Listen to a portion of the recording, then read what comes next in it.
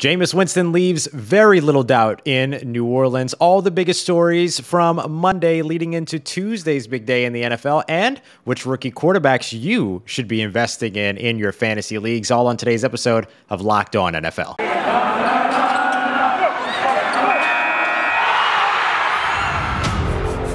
You are Locked On NFL, your daily NFL podcast. Part of the Locked On Podcast Network, your team every day.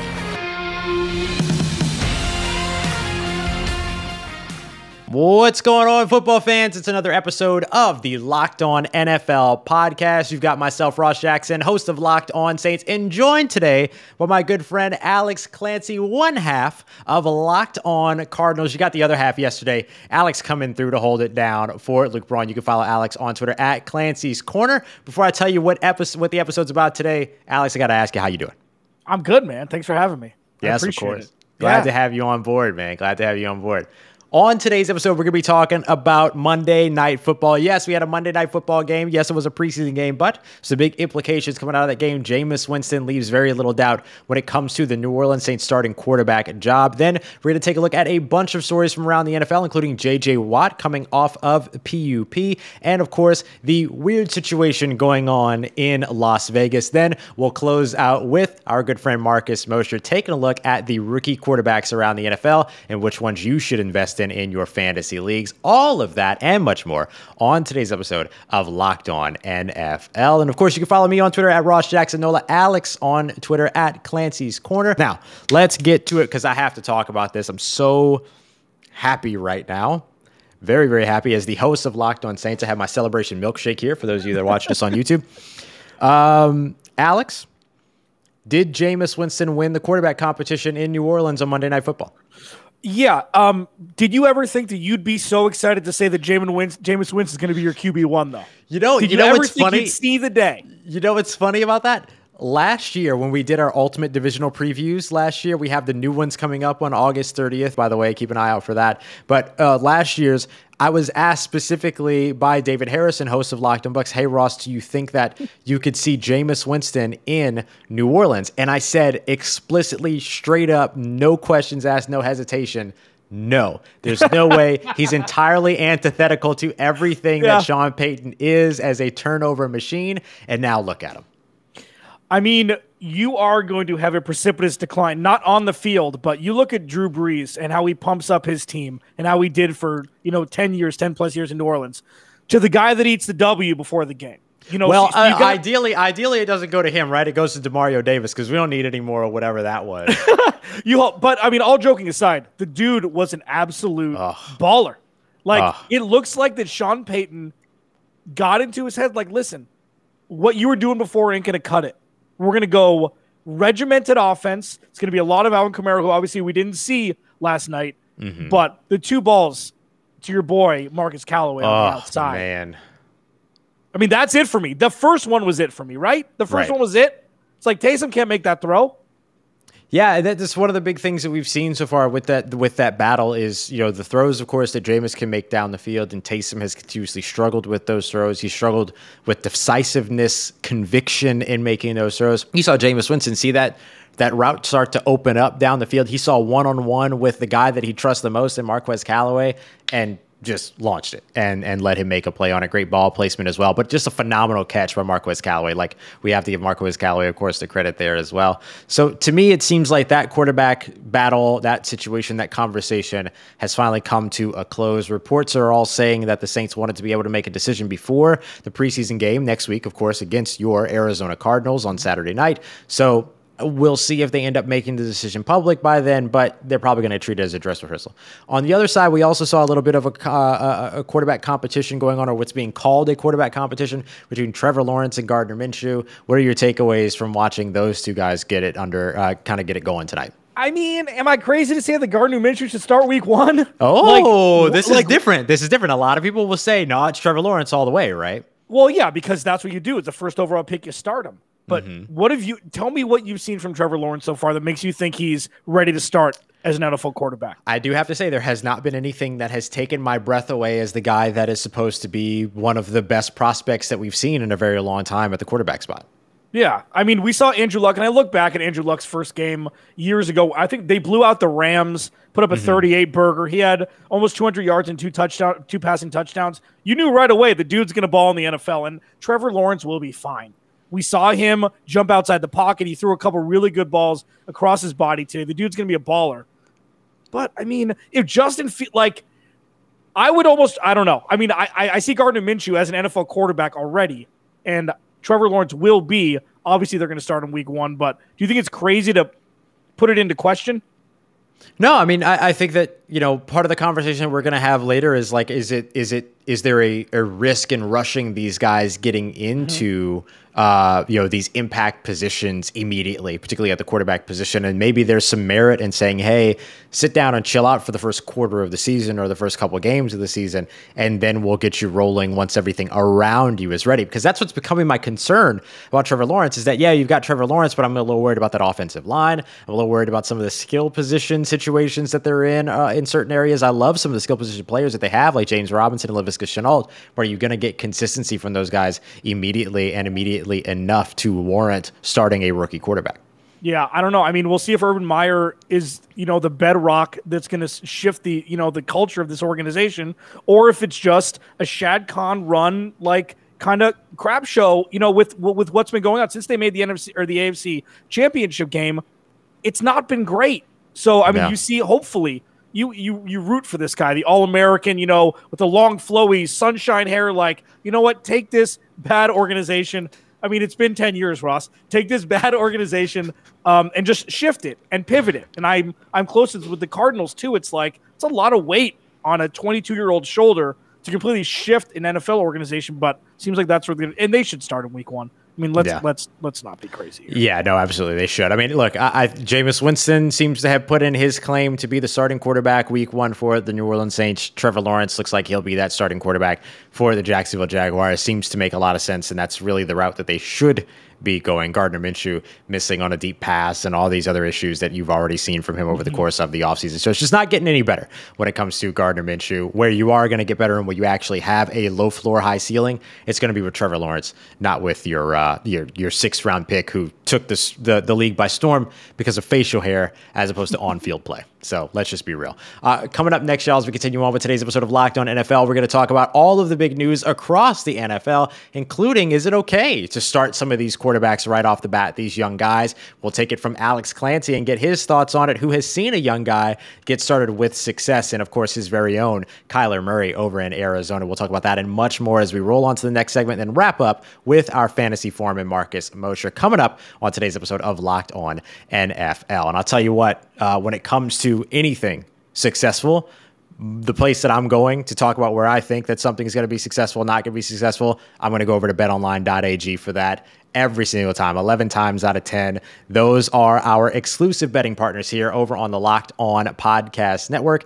And all you have to do is head over there, check out all the exciting stuff they've got going on. They've got a $500,000 prize pool that you can get in on for the NFL season. They have a $200,000 survivor pool you can also get in on. And if that's not enough for you, they also have a mega contest getting started to kick off the season as well, to where you can go ahead and put a wager down on the Dallas Cowboys or the Tampa Bay Buccaneers, who are opening up the season on September 9th. And if you lose, you could get your wager back up to $25. What? It's like no risk. There's like no risk to it. Can you imagine? So head over, and if you sign up today, Alex, here's the biggest one. You get 100% welcome bonus on top of that as well. Ooh, that's what I'm talking about. If you want to get in on that survivor pool, you want to get in on that mega contest, make sure you sign up and use the promo code NFL100. And of course, check it out with the promo code Locked On as well. So go check them out over at BetOnline, your online sportsbook experts. All right, NFL fans, continuing on with another episode, and thank you for being here with us. Alex Clancy, Locked On Cardinals, myself, Ross Jackson, Locked On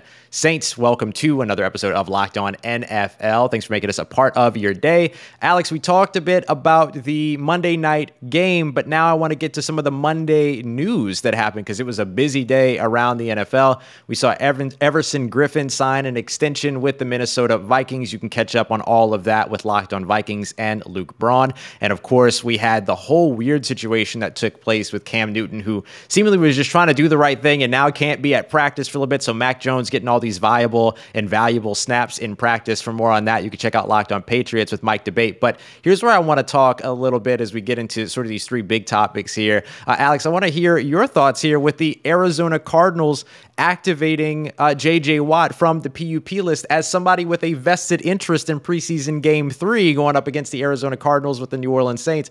We're going to see him on the field next weekend, next Saturday? I don't think so. Oh, I mean, this phantom, hamstring little tug that he had earlier on in training camp. This is the veteran love that you're going to get coming to an organization that probably needs you more than you need them at this point in their career. But yeah, much ado about nothing. You'll see him September 12th in Tennessee and Nashville against the Titans. I'd love to see him, but I'm not worried about the defense at this point with the Cardinals. It's more the offense that's the focal point. So it's much ado about nothing. He'll be back in due time, and he'll be just fine.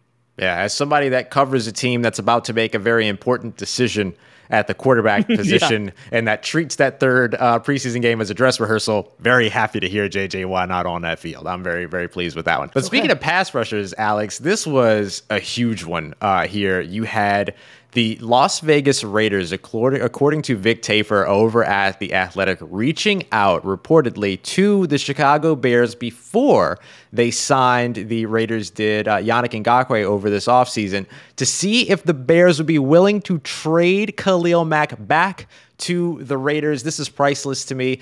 Is doing something like this just admitting defeat when it comes to this trade for the Las Vegas Raiders? It shouldn't have. They got a lion share for that player. I mean, Right. this looked like John Gruden was like, oh man, that 10-year, $100 million. That Mark Right. Davis with that Lloyd Christmas haircut knows what the hell he's doing. But, you get Josh Jacobs, not much else. It's kind of more to be determined from that draft. And Khalil Mack, on the other side, he had, 3 turnovers in the first 2 games or something ridiculous with the Bears. And he's been fine, but their defense hasn't been next level. So I just don't know why Chicago would trade him at this point when they're in the best position, quarterback-wise, you'd think, moving forward, in an effort to potentially take over the NFC North, depending on what Aaron Rodgers does. The Raiders, maybe. Yeah. Yeah, no, it's a great point, right? If you are going to eventually hand the keys over to a young quarterback in Justin Fields, which we're going to talk about more here in just a sec, the two things that you want to have are tight ends, which they've invested heavily at the tight end position over in Chicago. They got like 20 of them things over on that roster. And then, of course, a solid defense. And so moving on from a guy like Khalil Mack just doesn't make sense when you've literally just given up assets to get him. And I agree with you, by the way, with the Raiders and the trade comp that they got back. Yeah. I mean, you saw the Brian Edwards selection in the 3rd round, Josh Jacobs, Damon Arnett. And I think you're right. When it comes to Damon Arnett and Brian Edwards, you're really still waiting to figure out what's going to happen there. But it's not like they got nothing out of this trade, but just such an interesting one. And I have to ask you, because I know you cover a team that is intimately involved with a trade that I'm sure a team regrets. Are there any other teams out there that you could picture doing something like this, like trading away a player and then coming back and be like, remember that little mistake that we made a little while ago? You want to make that right? I mean, you brought up before we cracked it. I mean, full disclosure, you brought up Trent Richardson, which was incredible. Oh, my goodness. Yeah. That's the best one because I didn't even remember that. Right. It went from genius to what have we done? Let me just get them picks back right quick. Sometimes this stuff happens. Just kidding. This stuff happens, Just kidding. I mean, it's so interesting, though, when you bring that up because there's so much dysfunction in front offices, more than we've ever thought across the landscape of the NFL. It's more, there's less dysfunction in a handful and more dysfunction in the rest. And I mean, I'm sure there's plenty of front offices that are completely inept, that have massed it one way or another, that would love to do a little dipsy doodle backwards. But I think your Trent Richardson one, your idea, that one, and obviously DeAndre Hopkins for David Johnson, straight up pretty much, and a 2. Those would be the 2 in the clubhouse for me leading. Yeah, for sure. I kind of wonder if I could get Mike Ditka on the phone, I might ask him, would you take all those picks back for Ricky Williams, or would you still make that move? And also, would you do the wedding dress Photoshop, or would you photo shoot, or would you leave that be? So the Herschel Walker one, obviously, that was the first one where there was 1,000 picks that went to Dallas, and that gave Dallas would you have made that trade if you're Minnesota? Now, yeah, I don't know. That would be real tough to pull off. You know what I mean? Yeah. That's a tough one. But yeah, I mean, it's an interesting situation and one that I just thought was absolute gold to read that and to see that. And good job, obviously, over at The Athletic and Vic Tafer covering all of that. But we talked a little bit about rookie quarterbacks and, rookie quarterbacks right now, the spotlight across the entire NFL. So for our final topic in this segment, I want to talk to you a little bit as somebody that has covered a young quarterback coming in and finding immediate success. What are some of the things you're seeing with some of these rookie quarterbacks around the NFL? Do they have the ability to come in and make an immediate impact if they get the chance? Yes, but they shouldn't have to. My thing is, who are the two best quarterbacks we've seen over the last 2 decades? Tom Brady, Patrick Mahomes. Let's just throw him up the list. He's won a damn Super Bowl. He's been to another. They both sat. And I know that it's a small sample size. Aaron Rodgers sat. Kyler, I don't think it's fair. When salesmen or sales companies are like, we want to hire somebody with no sales experience as opposed to people who have sales experience because they don't have any bad habits. If you sit a quarterback for 6 weeks, 8 weeks, something like that, and don't start him week 1, they don't have the bad habits. Sure. They're not going into this survival mode where they have no idea what the hell they're doing yet. And I don't understand the rush. That's me. With Kyler Murray, it was kind of, you had to. Who else are you going to start? Right? Yeah. But I mean, with Andy Dalton and even Gardner Minshew, it's a less to be, there's less of a stance there, but I don't know. What do you think? I mean, do you think they should go if they're ready? Look, to me, or if they're the best option. Yeah, if they're the best option, then they're the one that you go with. I mean, you draft these guys to turn around your franchise, right? You're not talking about a 15-2 team that's going to come out of next season drafting the next quarterback, right? You're talking about 2-15 teams moving forward with the 17-game schedule. Those are the guys that are looking to revamp and rebuild and kind of change everything over, especially if you already have pieces elsewhere on the team, right? If you're in a full-on rebuild, like let's say that the Detroit Lions this year would have drafted one of those young quarterbacks, then no, probably not, right? Because there's just not really anything there for that quarterback to steer. For me, if the quarterback's going to be good, the quarterback's going to be good. And that's sort of, to me, what the data shows, too, to where if you sit for a little while, if you start right away, these kids are going to be good if they're good. And it's just that simple for me. So I think that it really comes down to the organizational foundation. What's there right now and what's happening as they move forward, and where does that rookie quarterback or a young quarterback fit into that equation? I appreciate you, David Fizdaled me in this crossover Locked on NFL, Locked on Basketball. Take that for data. I mean, most times quarterbacks going high go to bad organizations. Right. So it's difficult. I mean, and obviously there's, teams have bad years, riddled with injuries, whatever. Kansas City was a rare case where they traded up when they didn't necessarily need a quarterback. Mm-hmm. They just saw the ceiling for Alex Smith, blah, blah, blah. We've talked about that all before. Right. But I mean, what Lamar Jackson got by sitting for a couple weeks to humble them. Because it's like, you're a senior in high school. You're a senior in high school when you're in college. You're the belle of the ball. You're the letterman, the whole thing. And then you're a freshman in college when you go to the NFL. And sometimes people need to be humbled a little bit. And I think it helped Lamar Jackson, even though it was only a couple weeks. Even Baker Mayfield, when Tyrod started over him, if they're not the week 1 starter, I think it says a lot about, listen, kid, you're ready, but we're not ready for you yet, something in that regard. And I don't know if that's the wrong way to do it. I mean, people are so ready to rush into this stuff. It's like date first before you get married. It's just Yeah, absolutely. No, I think it's a good point, and I think you're right, right? A lot of these players come in, they're big fish in little ponds, and all of a sudden they very quickly become little fish in the biggest pond that there is when it comes to the game of football. Speaking of those rookie quarterbacks, so we're going to be talking about them from a fantasy perspective here. Marcus Mosher going to be joining us in the next segment to take a look at which ones you should be investing in, if any at all, not only in dynasty formats, but also redraft as we continue on with today's episode of Locked On NFL. Yeah, and real quick, Ross, I don't know if you know this about me, but Bo does. I don't know jack about cars at all. Me either, fam. At all. I'm with you. I mean, I don't even like going to chain storefronts because I don't want to ask, excuse me, Mr. or ma'am, where do I find this stuff? Because I have no idea where I'm looking for or where I'm going. RockAuto.com's got you covered. Family-owned business. They've been online 20 years. I don't like going out of my house when there's a pandemic at times. I like that option. So if I want to sit in my bridges or in my sweatpants and look at stuff for my car, I go to rockauto.com. You just go in the search box, type what you want. Tail lamps, paint, carpet, whatever the hell you need, Rock Auto's got you covered. Again, 20 years online, family-owned business. Their prices are reliably low. You don't get upcharged if you're not a manufacturer, so that helps. Go to rockauto.com. Write Locked On in there, how did you hear about us box so they know we sent you. Amazing selection, reliably low prices. even for people that don't know jack about cars like me. All the parts your car will ever need, rockauto.com. All right, y'all. We are wrapping up another edition of Locked On NFL, joined today by Alex Clancy of Locked On Cardinals. Of course, I am Ross Jackson of Locked On Saints. And we are joined for our Tuesday Fantasy Forum by Locked On Dynasty Football co-host, as well as Locked On Cowboys co-host Marcus Mosher at Marcus_Mosher on Twitter. Marcus, how are you, buddy? I'm doing well. I'm just a part of the Locked On Network. I think that's what we need to say going forward, right? I know. There's some of us that just have so many titles nowadays. Yeah. It's just like we're part of the Locked On Network. It's very simple. It's just easier that way. Yep. Well, we appreciate you coming through, man, with the busy schedule. I want to talk to you a bit about rookie quarterbacks, some of these guys that might be worth investing in both Dynasty and even potentially redraft leagues. I want to start with Justin Fields because he's been the guy that's been getting a ton of attention here recently. Folks wondering, why are they going with Andy Dalton? Why are they continuing the potential charade here? How do you feel about Justin Fields and investing in him in fantasy formats?